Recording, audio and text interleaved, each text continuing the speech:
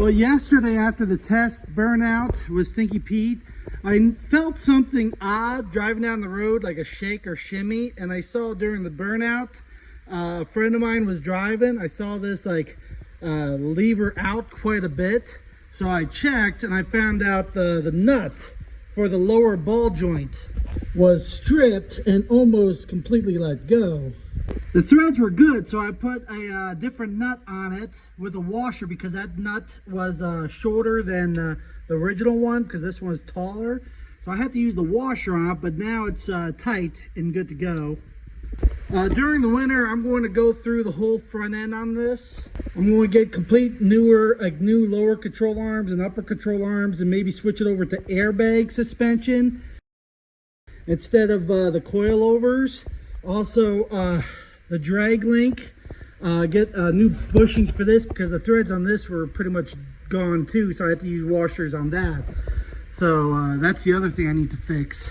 This is still the original front end on this truck from '92. You know, these are the original factory control arms with 177,000 miles.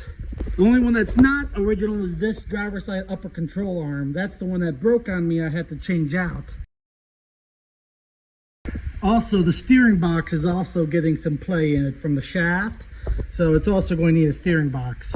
But you gotta keep in mind, this is just a regular half ton. This was made for a 318 V8, not the 24 valve Cummins. So I have like an extra 400 or 500 pounds on the front of this truck.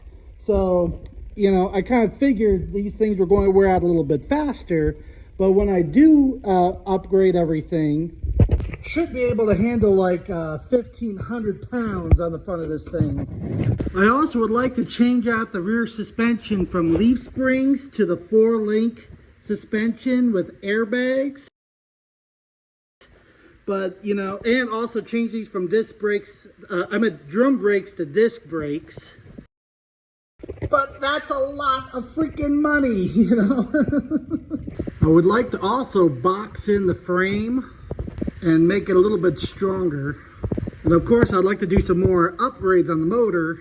Like, I would love to set this up to put out like 2,000 horsepower, or like, well, I would say like 1,200 to 1,500 horsepower is what I'd like to put out with this. You know, because anything more than that, it's never going to get it to the ground. You know, doesn't matter what I do with the rest of the truck. So, but, you know, even at 1,000 horsepower, you know, it would be fun to do some like light duty, like lightweight class truck pulls, and maybe do some take it down the drag strip, and, you know, do some other like competition type stuff. Oh, it's sitting more level now. Like, this corner was like dropped down a little bit. I thought this coil spring was maybe wearing out or something. Nope, it was just that ball joint. It pretty much let the knuckle drop almost a full inch. So that's what made it sag in that corner. Now the next thing I gotta fix is the boost tube that blew out. All I did was slide the boost tube over my homemade boost tube here to kind of cover up the hole, and reclamped it so I can drive it back home.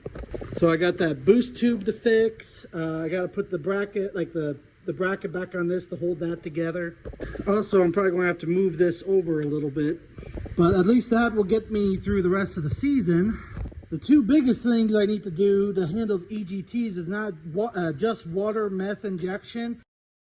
I need a bigger turbo. So this is a 62 millimeter.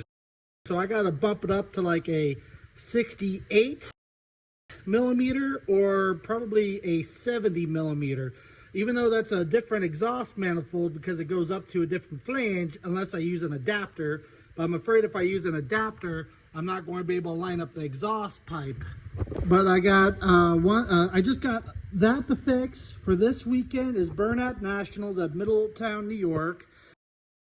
And then the 27th, I believe, is the next Saturday, is up in New Hampshire for the 603 diesels. I believe that that one is. It's a pretty far drive. So that's going to be the furthest show I'm going to drive out to do burnouts. And I just hope nothing breaks, because it's I think it's like about 300 miles out there and 300 miles back. So I know I get 600 miles to a tank, so I'm going to have to grab, like, fill up 3 gas cans just to make sure I have enough to go all the way out there and back. You know, because I get about 20 miles per gallon, so it's about a little over 300 miles. So it's about 700 miles there and back. So I just need about 10 gallons or 15 gallons extra just to be sure I make it back. Now, of course, I can always stop and get some diesel fuel, but I don't want to, you know. And then the end of the month is Diesels of New York season closer. Now, that one I'm not sure if I can make it out to, because a whole bunch of TikTok friends of mine want to get together up in Illinois for like a TikTok meetup. So I might end up going to that Labor Day weekend. But I don't know. I got to just play things by ear.